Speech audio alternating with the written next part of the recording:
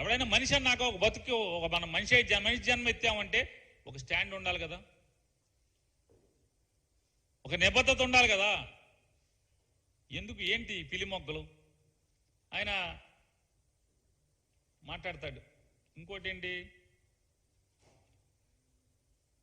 Bharatiya Janata party 1999లో Bharatiya Janata పార్టీతో దోస్తీ, 1999లో భారతీయ జనతా పార్టీతో దోస్తీ, 2004లో చారిత్రాత్మకమైనటువంటి తప్పిదం చేశాం, మళ్ళీ నేను చచ్చిపోయేంత వరకు కూడా భారతీయ జనతా పార్టీతో పొత్తు పెట్టుకోను. ఈ చంద్రబాబు నాయుడు మాట నాది కాదు. 2014లో ఎవరితో పొత్తు అంటే మళ్ళీ దోస్తీ, కుస్తీ అయిపోయింది.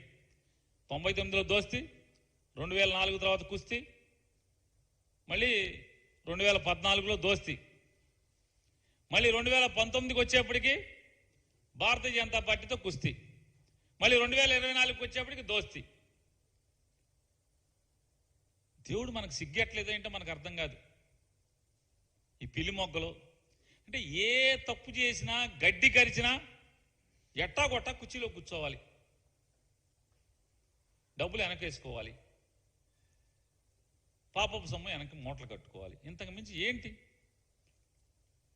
ఎవరికి ఉపయోగం? ఇవాళ అదొకటే కాదు, 2014లో మోడీ గారు ఆహా ఓహో వీరుడు సూర్యుడు అది ఇది అని, 2019లో మోడీ గారు అది, మోడీ గారు ఇది, మోడీ గారు లుచ్చా, మోడీ గారు కొడుకు లేడు, మోడీ గారికి పెళ్ళం లేదు, నాకు పెళ్ళం ఉంది, నాకు కొడుకున్నాడు, నాకు మనవడు ఉన్నాడు, మోడీ గారు దేశద్రోహి, మోడీ గారు నక్సలైట్, మోడీ గారు తీవ్రవాది, మోడీ దేశాన్ని మొక్కలు చేస్తాడు, సాయిబులకు ఓటు ఉండదు, ముస్లింస్ అందరికి కూడా ఓటు ఉండదు మోడీ వస్తే. మోడీ మళ్ళీ గెలిచాడంటే క్రిస్టియన్లందరూ ఆలోచించుకోండి. మరి వాళ్ళ రేపు నువ్వు మోడీ కలిసి గెలిస్తే మరి ఈ రాష్ట్రంలో ఉన్నటువంటి ముస్లింస్కి ఓటు ఉంటుందా, ఓటు ఉండదా? క్రిస్టియన్లందరూ ఈ దేశంలో ఉండాలా, పారిపోవాలా? నువ్వే చెప్పావు, చంద్రబాబు నాయుడు చెప్పాడు కదా, సాక్షాత్తు చంద్రబాబు నాయుడు గారే నోటితో చెప్పాడు కదా, మోడీ భారతదేశంలో ఉంటే ముస్లింస్కి ప్రమాదం. ఇవాళ సిగ్గు లేకుండా ఏం చెప్తున్నాడు, నేను కాపాడుకుంటా మిమ్మల్ని. మోడీ వాళ్ళు నన్ను అడిగారు పొత్తు కోసం, నిన్ను అడిగితే నువ్వు అడిగితే సిగ్గుండాలి కదా మనకి. అంటే ఎందుకు చెప్తున్నానంటే ఇతను స్టాండ్, ఎందుకు ఈ దిక్కుమాలిన రాజకీయ, అసలు ఇట్లాంటి బతుకు అవసరమా ఏ రాజకీయ నాయకుడికైనా? ఇటువంటి బతుకు అవసరమా అని అడుగుతున్నాను. ఇవాళ జగన్మోహన్ రెడ్డి గారిని చూసుకోండి, మేము ఒకటే చెప్పాం, జన్మభూమి కమిటీలు ఈ సమాజానికి చేటు, కమిటీలు ఉండకూడదు అని చెప్పని హైకోర్టుకు కూడా వేశాం. హైకోర్టులో మేము వాదించాం, మా వల్ల కాలేదు, నిలువరించలేకపోయాం.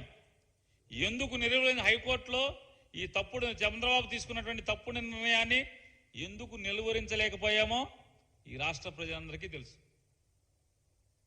చంద్రబాబు ఎక్కడ బలవంతుడో, ఎక్కడ తప్పుడు పనులు చేస్తాడో ఈ రాష్ట్రంలో ఉన్నటువంటి ప్రతి ఒక్కరికి తెలుసు, మీడియా మిత్రులతో సహా తెలుసు.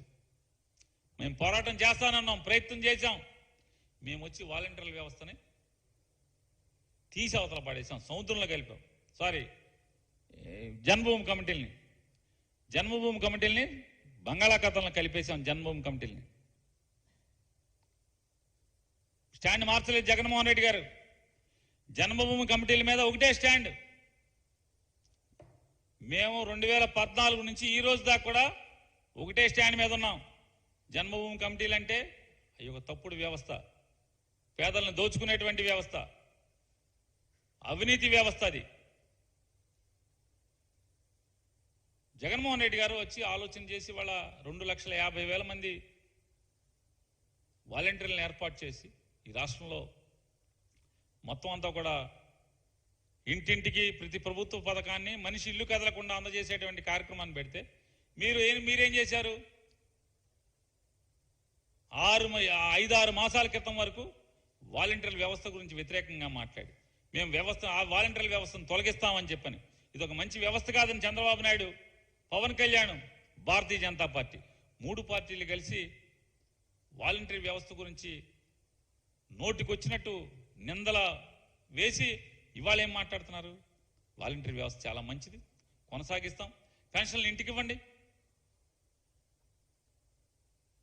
మన దిక్కుమాలిన బతుకులకి ఏ రోజన్నా అసలు ఒక పేదవాడికి ఇంటికి ప్రభుత్వ సౌకర్యాన్ని, ప్రభుత్వ పథకాలని ఇంటికి వెళ్ళి అందించాలనేటువంటి ఆలోచన ఏనాడన్నా మనకు కలిగిందా?